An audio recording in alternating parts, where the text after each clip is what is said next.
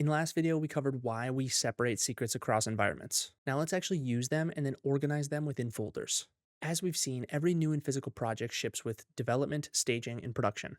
These show up as tabs up here at the top of the secrets dashboard. Now each environment actually has two names. The display name, like development, and then a slug, like dev. The slug is what you'll use anytime you interact with Infisical outside of the dashboard. We'll see that firsthand when we get to CLI and API later in the course. For now, just know that dev, staging, and prod are the three slugs that map to these environments. The three defaults cover most teams, but Infisical lets you add your own. In our project, we'll click into the environments section and hit create environment. I'll add one now, display name testing. The slug also auto-generates to testing, but you can override it here if you need to. You can also rename existing environments, or use the up and down arrow here to reorder them. And none of this is destructive. Secrets in those environments stay put. And in a later module, you'll see how to lock this down so that only specific people and services can access secrets from certain environments. We already have a database URL in our development environment from earlier in the course. Now let's see what it looks like to have the same key in a different environment. Switch over to production, add a secret with the same key, database URL, but this time the connection string is a completely different value pointing at a production database. Save this. Now we have two separate keys with the same name but in different environments, and they don't collide. Switch back to development, and the dev value is right where we left it. Now let's talk about structure inside a single environment.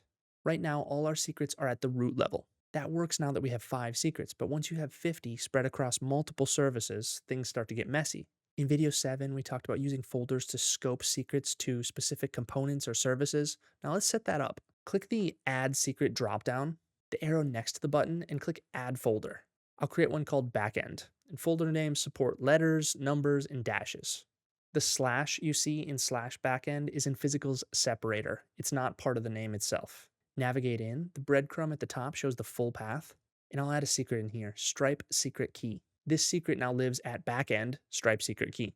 It's scoped to this folder and won't clutter the root. You can nest folders too, so I'll create a backend workers folder, and then I'll add a secret inside that. The path is just deeper. It works the same way. Back at the root, we still have database URL, and then the backend folder holding its secrets and its subfolders, so everything's organized. Now let's look at the overview. This is the grid view showing secret keys as rows and environments as columns. Right away, I can see that database URL is set in dev and prod, but in staging, it's empty. I can click into the empty staging cell, write a value, and save it. The overview is read-write wherever you have permission. And folders show up here too. If I click into backend, it scopes the view to just that path across all environments.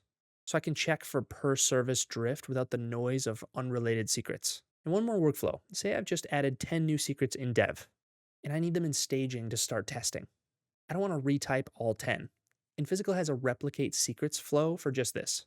And quick heads up for how this works, the destination is always going to be the tab that you're currently on. So I'll hop over to staging, and then I'll click the add secret dropdown, the arrow next to the button, not the button itself, and then I'll click replicate secrets. Source environment dev, source path is going to be root, and I'll select the secrets I want. I'll hit replicate, and all 10 will copy over to staging.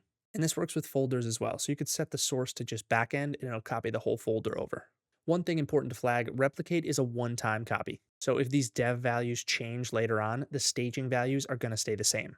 Now, if you need secrets to stay in sync automatically, say you have a shared configuration that multiple folders or environments need, that's what imports are for, and we'll set that up in video 10. One thing to keep in mind, folders are per environment. Creating backend folder in dev doesn't automatically create it in staging. You'd need to create it there yourself or use replicate. Also worth noting, if you rename a folder later, any automation or integration that references that path will also need updating. We'll see exactly why when we get to the CLI or API later in this course. So that's environments and folders, tabs in Slugs, custom M's in project settings, per environment secrets, folders for organizing within an environment, and a secrets overview for visibility and then editing across environments. And then lastly, replicate secrets for our bulk copies. Next up is secrets referencing and imports. How can we really avoid duplicating values across environments?